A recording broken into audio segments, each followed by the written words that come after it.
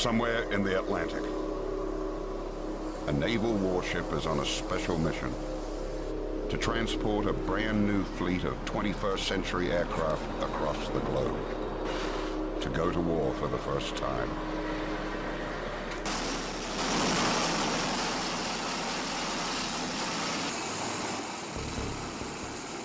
They have brought a new, different, and mysterious weapon, the like of which has not been seen on any battlefield before now. It's called the V-22 Osprey, part helicopter, part plane.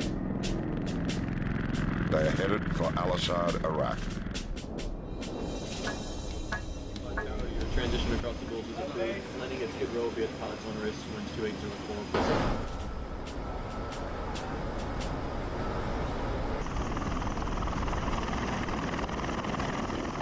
It's a sprawling airfield, bigger than many American towns, the second largest military base in the war zone.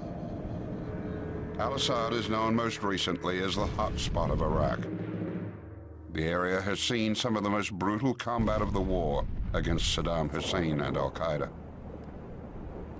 It's the new headquarters for a U.S. Marine Corps Assault Support Squadron, VMM 263. Coming from its home base in North Carolina, the unit is made up of 250 men and women, flying and supporting 10 Osprey V-22 aircraft. The Osprey could become a superstar of modern aviation.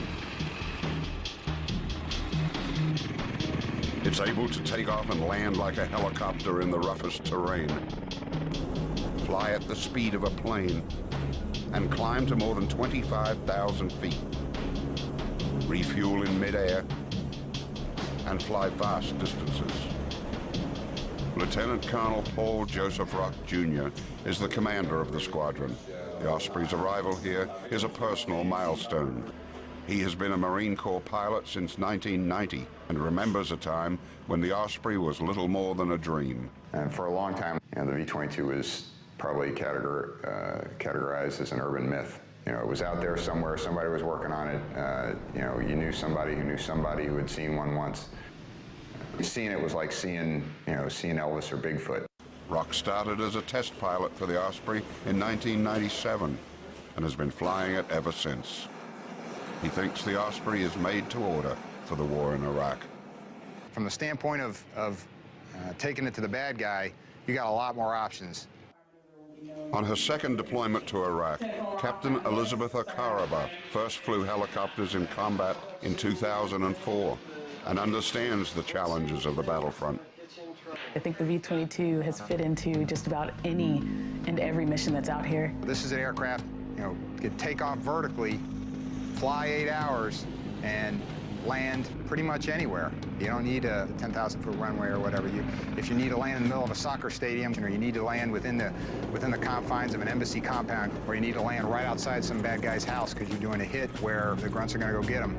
I mean, that is what it really brings. I mean, it's a whole lot more flexibility in moving combat power around. Captain Sarah Fabersoff is another pilot with the squadron who will be flying the V-22. It's new technology, a completely new technology. You're going from a helicopter and turning it into an airplane. And it is a transformer like you see in the movie. The big question the squadron faces: can the Osprey prove itself in the reality of warfare? Among the most expensive aircraft of its type ever invented, the Osprey cost more than $20 billion to develop. The price tag for 458 of them, more than $50 billion. But there's much more at stake than just money. The evolution of the Osprey also has been written in blood. 30 men died in notorious crashes of the Osprey in the 2 decades it took to develop. Can the Osprey escape its dark past? What has been called the world's riskiest plane has come to Iraq, perhaps the world's riskiest place to find that out.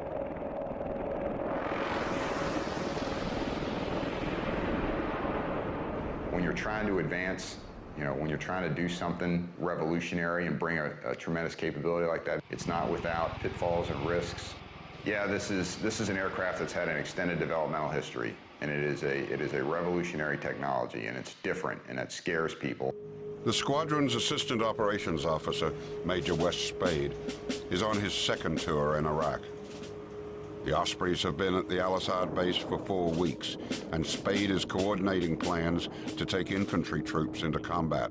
But he has to face concerns the ground forces have about the aircraft. We realize this is a new platform, this is a new capability. There will be some growing pains.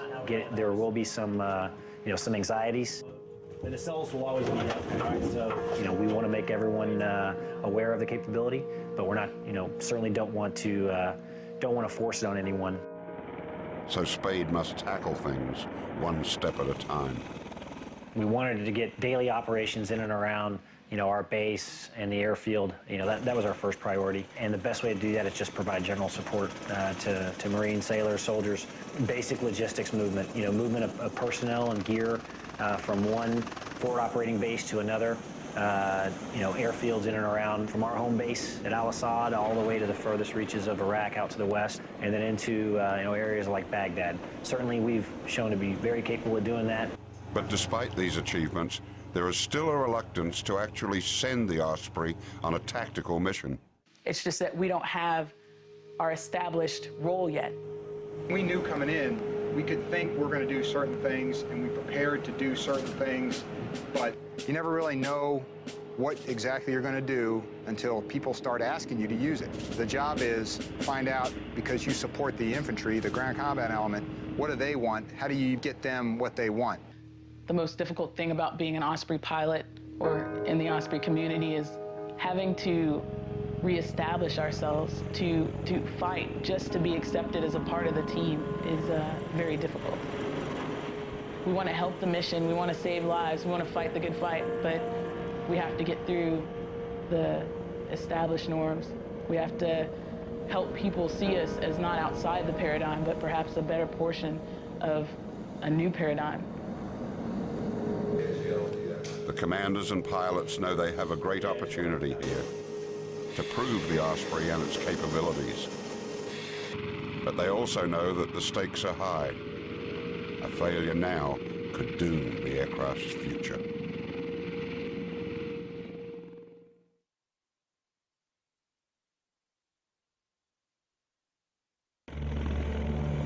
A Marine Corps aviation squadron is putting the world's newest aircraft to the ultimate test in the brutal sands of Iraq. The squadron, with the improbable call sign of the Thunder Chickens, comes with a vibrant history that explains its name. First activated as a Marine transport unit in 1952, the squadron gained fame in Vietnam, flying the legendary double-rotor helicopters called Sea-Night CH-46s, or frogs, that became a symbol of that war. Known at first as the more regal Thunder Eagles, the squadron became the Thunder Chickens when there was no word in the Vietnamese language for eagles. So chickens they became, and chickens they remain. In 2005, the Marines began to phase out the frogs. The old squadron was shut down and relaunched in 2006 for the Ospreys, a new unit dedicated to a new aircraft. There's something called a plank owner, which is a tradition in both the Navy and Marine Corps, that if you are part of a new squadron or a new unit standing up, you're called a plank owner. And if you look at all the Marines here at VMM 263, we're all plank owners, meaning we started the squadron together as VMM 263. And the squadron sergeant major says they knew what they were getting into. The time and service of the majority of Marines in my squadron are post 9/11. They joined the United States Marine Corps knowing that the odds was in the favor of them coming to Iraq or Afghanistan. The leader of the maintenance crew has 3 decades as a Marine, but many on his team were not even born when the Osprey was first tested. Yet they are helping to keep aircraft that cost $70 million each in the sky. The board that shows the status of the aircraft and maintenance control, a lot of people, they walk out at night and there's, you know, we have 10 aircraft and there's 4 or 5 red arrows, meaning down aircraft that can't fly. And they walk in the next morning and there's 10 green or blue arrows, means they can fly. And to them, it's just a magic transformation. They forget that there's, you know, 80 or 90 human beings out there, whether it's hot, whether it's cold, whether it's raining, whether they have a hangar, you know, whether or not, those planes are going to get fixed that night. And those are those 18, 19, 20, 21-year-olds out there that they're out there fixing an aircraft that you're going to put 24 Marines in and fly them into a hot LZ. They may be young, but they're not just maintenance men. They've actually made changes in how the aircraft is put together. And when we got this, there was a lot of things that they actually took our word for it, looked at it, evaluated it, and changed it. And, you know, they started seeing the logic of it and why we came up with those ideas. To actually realize that something you saw that you were like, hey, that could be better, and you say that and they actually do it. Some of that actually, it turned out pretty cool. My father's exact words is that I'll be a part of history. I'll be able to work on something that's going to revolutionize the Marine Corps and the way we do things. It's a job they take very seriously. A lot of us sit there and joke that every time one of these birds go up, it's running off of our own blood, sweat, and tears, and that's exactly how it is. We've been on it, for most of us, for quite a few years, and we worked on it so hard that this is our family, and these are our children. And it was probably the proudest moment of my life, seeing it land on this flight line out here in Iraq. But these youngsters also have some high-powered veterans they can turn to. Jerry Greer and John Allen are 2 of the 14 engineers and mechanics assigned to the squadron from the company that invented, devised, and manufactured the Osprey. With a chance to take a new aircraft into combat for the first time and to prove what this aircraft can do was something I didn't want to miss. You know, everybody always jokes that Jerry invented the V-22. He's been around it since '88. And Jerry is still excited about the Osprey. It's got stuff in it that's never been done on any other aircraft. I don't know, I think it's pretty cool. It's definitely different. I mean, just even coming here, people see the airplane and they just do not know what they're looking at. So yeah, the gee whiz factor is fairly high.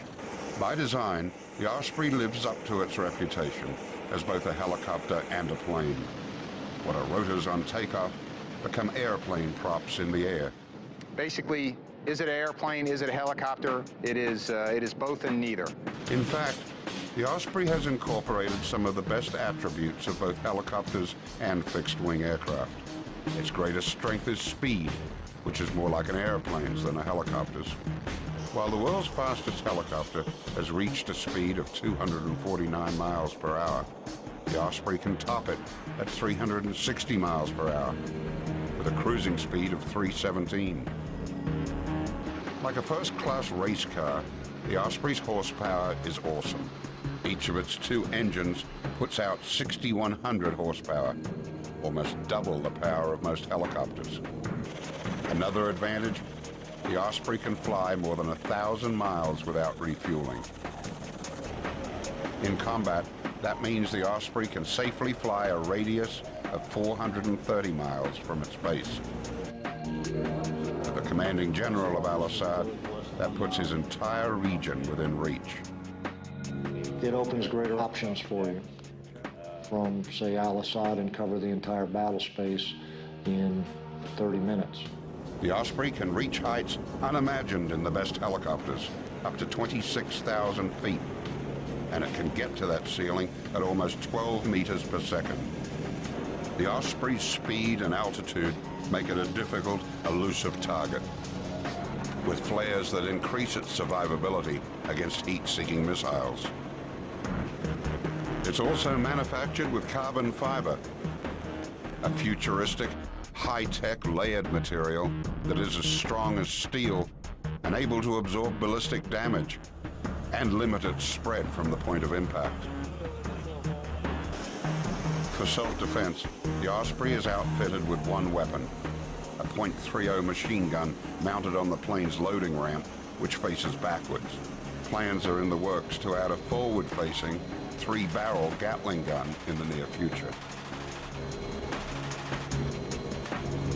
The technical wizardry that makes the Osprey both a plane and a helicopter is contained in huge devices known as nacelles, pieces of equipment that sit like pods on the wings outside the plane and just behind the cockpit. The nacelles are what move the blades back and forth into different positions, up as a helicopter, down as a plane. As far as the nacelles themselves rolling up and down, there's a giant screw run by a hydraulic motor. Once again, electronically controlled from the cockpit. Wherever they request them, the screw turns and moves the nacelles up and down. What is perhaps most stunning is that the pilot does it all with the touch of a button, a very tiny button, no bigger than a quarter, that moves the 7,000-pound nacelles that change the Osprey from a helicopter into a plane and back again. The button is known as a thumb wheel. This 7,000+ pound nacelle with a 38-foot diameter rotor system is completely controlled by a thumb wheel. Your hand rests on the thrust control lever, just kind of like that, and your thumb naturally falls on the thumb wheel. It's an extraordinarily powerful control surface, all controlled via this tiny little button. Kind of a standing joke that we have when guys, pilots are wrestling around, you know, we always protect our left thumb, because if that goes down, then, you know, then the pilot's hard down. In the practiced hands of Marine Squadron VMM 263, the Osprey now stands poised for duty in the desert sands of Iraq. More than 20 years ago, in another desert not far away, the idea for the Osprey was born. In 1979, more than 3,000 extremist students in Iran seized the U.S. Embassy. Then President Jimmy Carter ordered a mission to rescue 66 hostages. Planning for this rescue effort began shortly after our embassy was seized. But the mission was a disaster, ending in aircraft crashing in southern Iran at a remote location codenamed Desert One. To my deep regret, 8 of the crewmen of the 2 aircraft were killed. That disaster led to demands to develop a new type of aircraft that could not only take off and land vertically, but also could carry combat troops and do so at speed. By 1982, a partnership of Bell Helicopter and Boeing had won a U.S. government contract. They had Ospreys on the drawing board and later in testing. The plane first took to the skies on March 19, 1989. But with costs quickly doubling, the Osprey ran into major political opposition. Worse than that, the Osprey also encountered a series of crashes. The first crash occurred in 1991, with all crew members miraculously escaping alive. In 1992, a second crash killed 9 on board, 4 Marines and 5 civilians. But the worst was yet to come. In another 8 years, there would be 2 more crashes, killing 23 Marines. Well, I mean, if you're going to talk tough times, it would probably, at least in my experience, it begin with the mishap in Arizona, in Marana, Arizona, in April 2000. You know, that combined with the mishap later in the year in December of 2000, right there in eastern North Carolina. I mean, both, you know, tremendous tragedies in and of themselves. Both, you know, aircraft were full of friends of mine. A witness to the April crash in Arizona, Rock was flying in formation in one of 4 Ospreys, waiting to go into a landing zone. One section was going in to put some Marines in, while the second section was holding because we were going in to help with the extract. From a couple of miles back, Rock saw everything start to go wrong. You could absolutely see what was going on. We got a little side view mirror in the cockpit, and the first thing I saw was a reflected flash of that. I don't ever see light in my rearview mirror at night anymore and not think about that night. That crash was blamed on pilot error, but the crash in December 2000 was caused by faulty wiring and possible design flaws. The program was put on hold. At first, investigators thought that the nacelles, the essence of the Osprey's function, would have to be reinvented. There's no doubt about it. The aircraft was this close to not happening anymore. If they hadn't figured that out, again, the impression was the program may have been canceled. In time, investigators and engineers found ways to fix those technical problems and save the program. But the Osprey's bad reputation hung on and began to be automatically attached to any mention of it in the media. It was inevitably described as the troubled V-22 Osprey. Today, these pilots and crews are now ready to go. After flying and working on the Osprey for 2 years, they want to put the memories of the tragedies behind them. Despite the old track record, they say, the Osprey's day has come. In fact, those whose lives depend on the Osprey are now its strongest defenders. We all have families. I have 3 kids. I have a beautiful wife. None of us have any desire to be flying an aircraft that we think is going to kill us. But as much as the commander and his pilots support the Osprey V-22, can the aircraft survive its naysayers? Those who would judge the plane on its troubled past and not its potential. Even worse, could they cancel the Osprey's future before it even sees combat?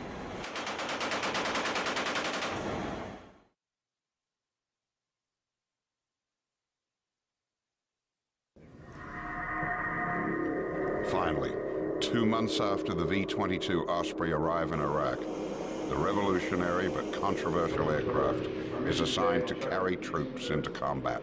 But we're going to be working this area. The squadron has been ordered to prepare for assault missions, to carry teams of Marine infantry forces on the offense into the vast deserts of western Iraq's Anbar province. It's a brutal region made famous by the Battle of Fallujah. Some see it as the crucible of U.S. efforts in Iraq. Osprey Crew Chief Joshua DeBoer knows all too well how bad it's been and how valuable the Osprey can be. He first served in Iraq in 2004, flying as a crew chief in a CH-46 Sea Knight Frog helicopter, the Osprey's predecessor. In the Battle of Fallujah, DeBoer was in the lead chopper returning to base after dropping off troops when his helicopter came under attack from rocket-propelled grenades.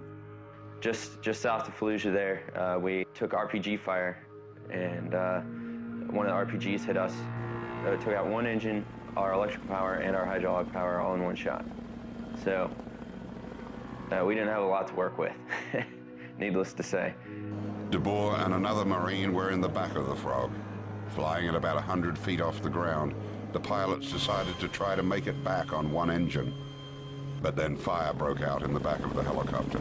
We tried to put it out. We couldn't put it out. Meanwhile, the entire time, the fire's getting bigger and bigger and bigger. With the flames now wrapping around them, DeBoer and his partner were trapped. I'm guessing between 20 and 50 feet, my other crew chief probably jumped out of the aircraft while we were still in the air. We hit the ground. The impact threw me into the cockpit face first, smashing my face against the instrument panel.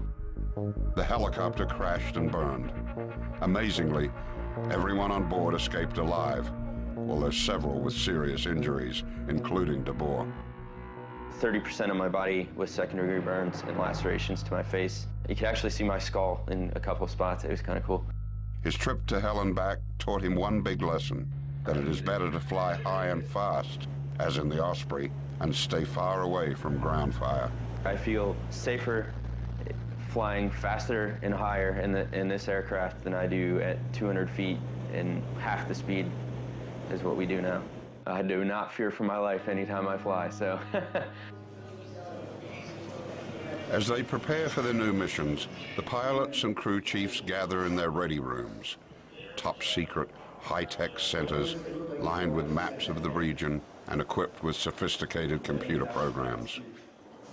Here they plan every moment of the missions they face, every corner of the terrain over which they will fly, and every challenge they will encounter. As both a pilot and a ground forces commander, Major Bob Brody has considerable experience in the Anbar region. He thinks the Osprey is a particularly good fit for this battle space. It has some unique capabilities to land in desert terrain that would be very difficult for a helicopter to land in, which is going to enable Marines to get into places that we couldn't get into before. I think if we maintain flexibility and can go after very small targets very quickly, what we do is we deny the enemy the ability to maneuver. And we interdict them, we disrupt them to the point where they can't mass and they cannot attack us. For the first time, the Osprey will face a tactical mission. The big moment is here. 6 other aircraft will join the Ospreys on the missions. With 24 hours to go, all aircraft and infantry commanders converge to finalize exact logistics and what role each of them will play. Good afternoon, gentlemen. I think you all know me, Major Brody, call signs BAMS.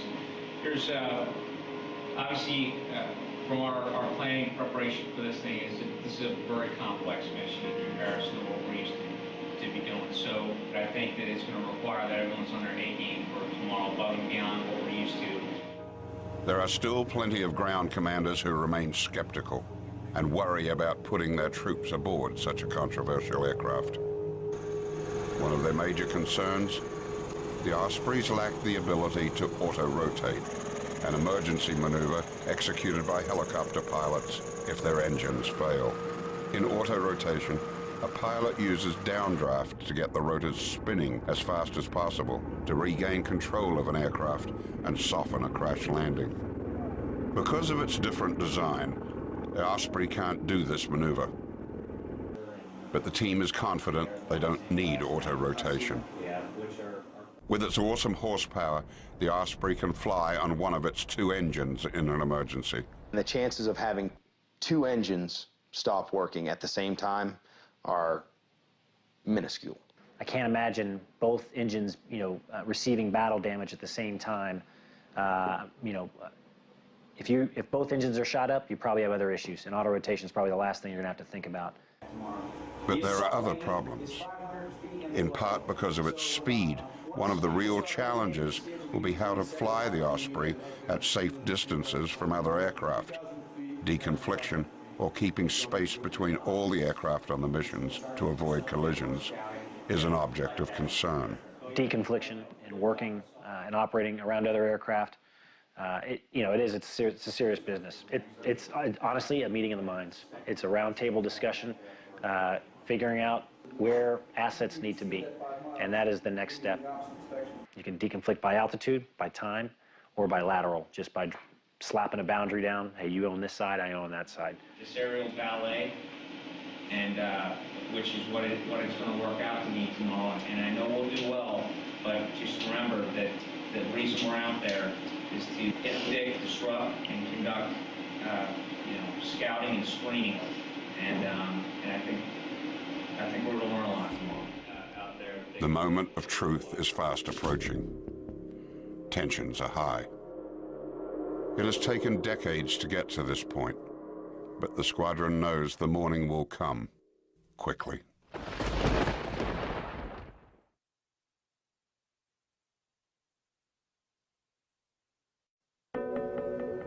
Dawn breaks over the desert sands of Anbar province, casting first light on Al Assad Air Base, the second largest military operation in Iraq. In hangars along a helicopter flight line, members of a squadron known as the Thunder Chickens have been working through the night to ensure that 10 Osprey aircraft are in top shape.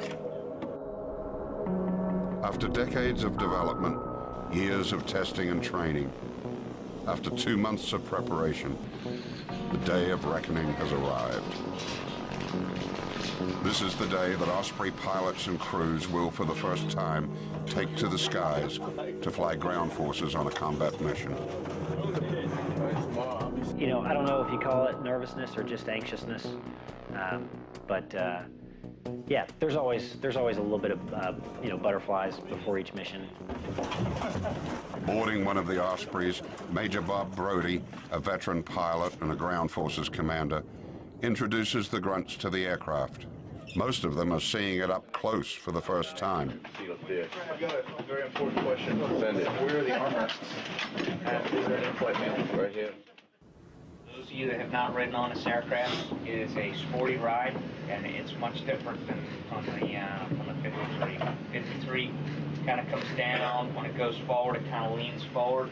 This is an airplane for all intents and purposes. So when they pull out of that zone, you're going to feel a lot of acceleration. So here's the last thing, gents. Obviously, everything goes sour on us. We need to start fighting. You just take care of business and don't worry about anything. All right, you just start taking care of that target. This is an aircraft unlike anything they've flown in before. Again, I can't overemphasize the acceleration and deceleration. All right, we're going to accelerate, rather rapidly. So make sure you grab on everything that you've got. Okay, try to strap it in. You guys definitely need to be strapped in, especially guys in the back. For the Iraqi armed forces joining them on the mission, it's total future shock. They've never seen anything like this. This is our Marine Corps' newest airplane that we're flying in over here. It's a salt support aircraft. طيارة جديدة عليها استطلاع طيارة جديدة مرتفعة أول مرة يستخدموها باستطلاع عملية الاستطلاع يمكن طيارة هليكوبتر بس بعدين حتى الجناحات تكون طيارة اعتيادية طيارة مرة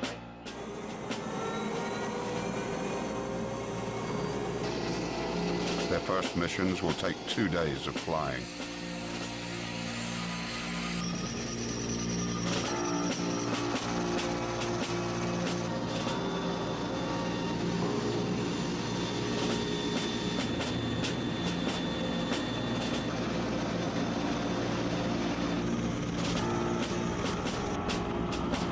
Three Ospreys head out across the vast landscape,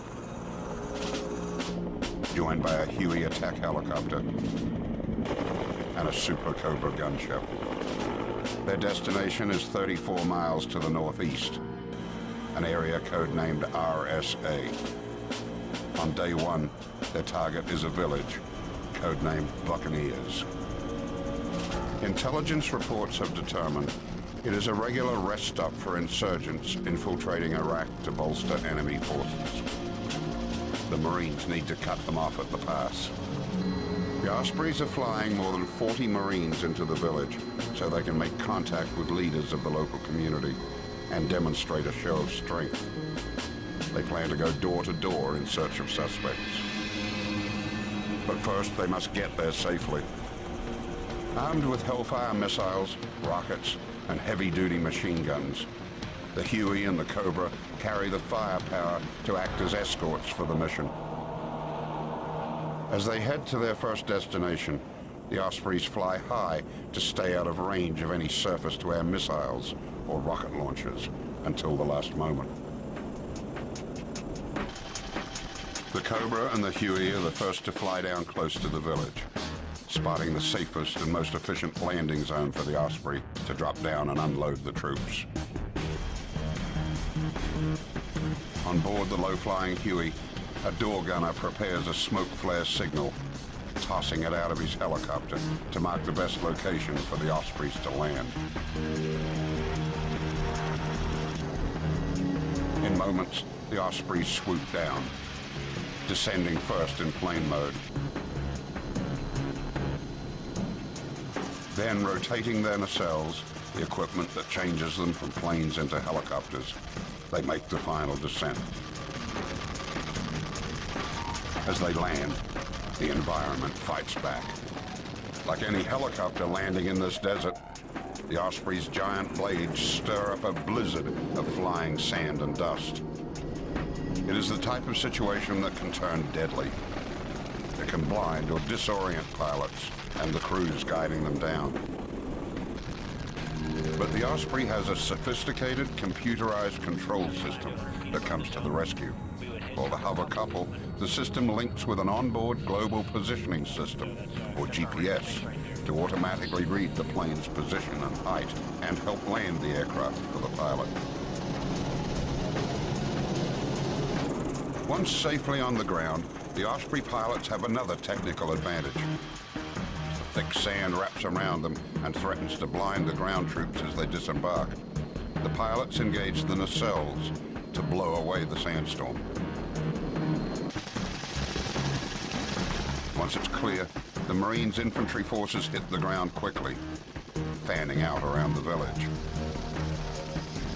They will stay on here as the Ospreys again take to the skies and return to base.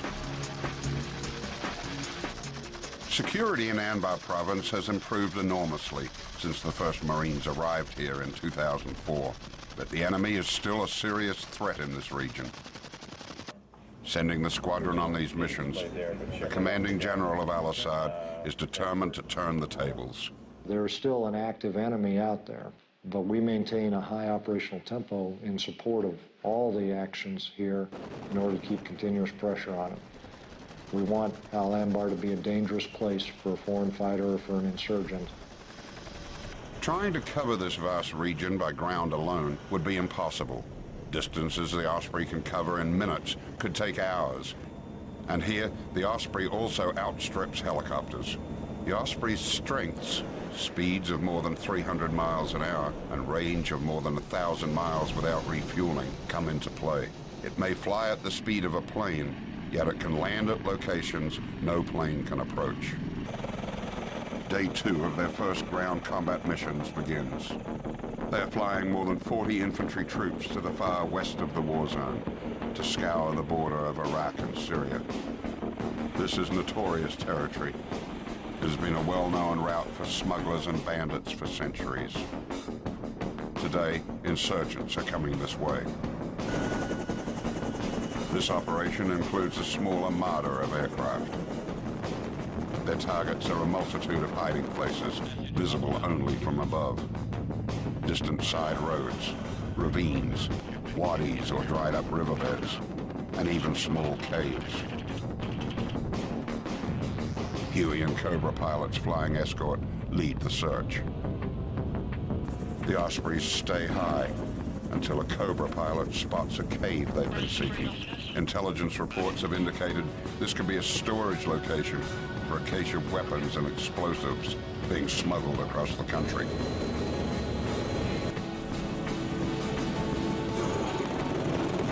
Once again, it's time for the Ospreys to bring in the infantry.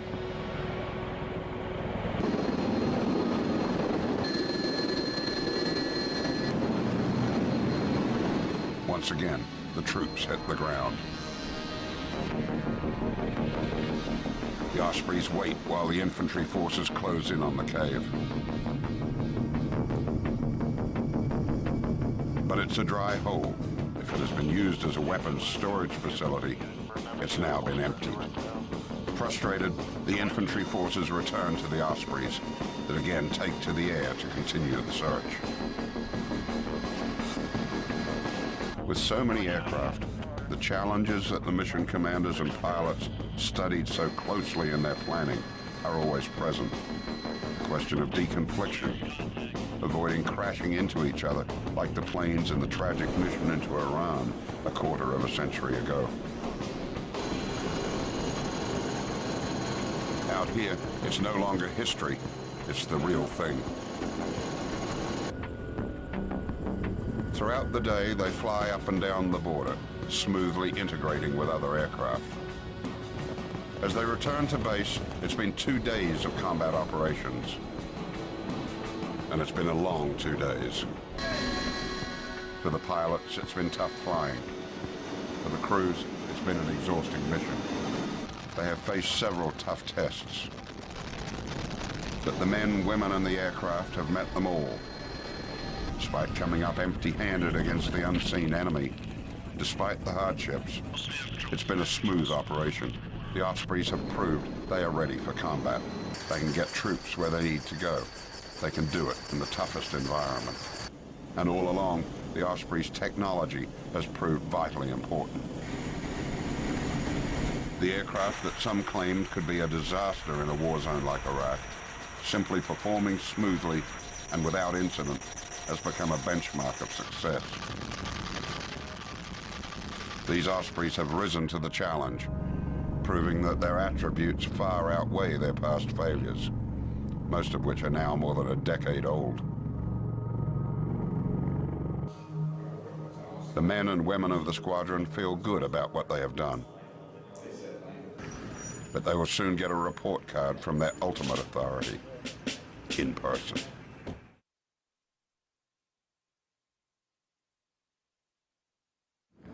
Daily life in Iraq is no day at the beach, but for the squadron known as the Thunder Chickens, it has its moments. On the Osprey's windswept flight line, Captain Michael Parrott has just returned from his first mission flying as the commander of his aircraft. And his support team has a ceremony awaiting him, a type of military baptism to celebrate the moment. So it was an eventful day. My first flight as an aircraft commander in the V-22. This was the perfect ending to a perfect day. Oh, very nice! All right. As dirty as I can smooch it. Oh, God, get the fuck off me! What? A day to remember, with friends and in a career. But a new day brings another, more dignified ceremony. The arrival of the Commandant of the United States Marine Corps, General James T. Conway. He has come here to see Osprey operations on the front line firsthand. Bless you, man, for what you do. Keep doing it. Keep on doing it, Ward. It is revolutionary across the entirety of the world. And we're just excited to see you guys and gals continue to prove this thing. The DC is much. He likes what he sees. He says the Osprey is making history, that the Osprey represents the future, not just here, but around the world.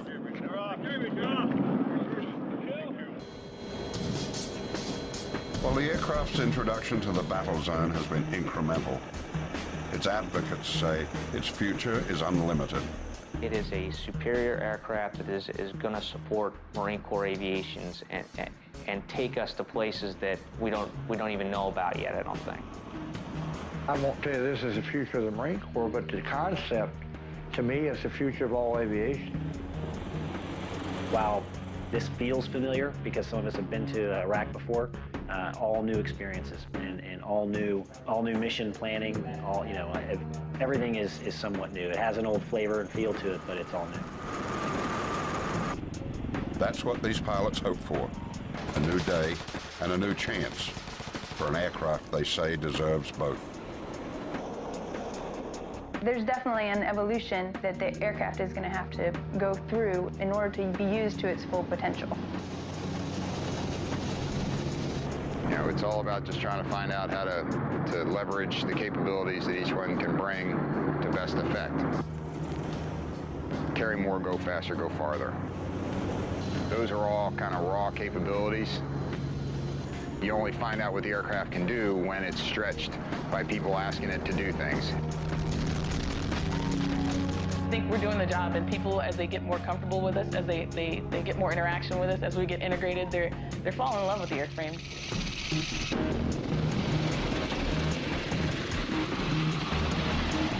It has taken a quarter of a century of tough challenges to bring the Osprey V-22 tilt-rotor aircraft to this distant battlefield for the first time. It's been an arduous journey, but its advocates insist it's only the beginning.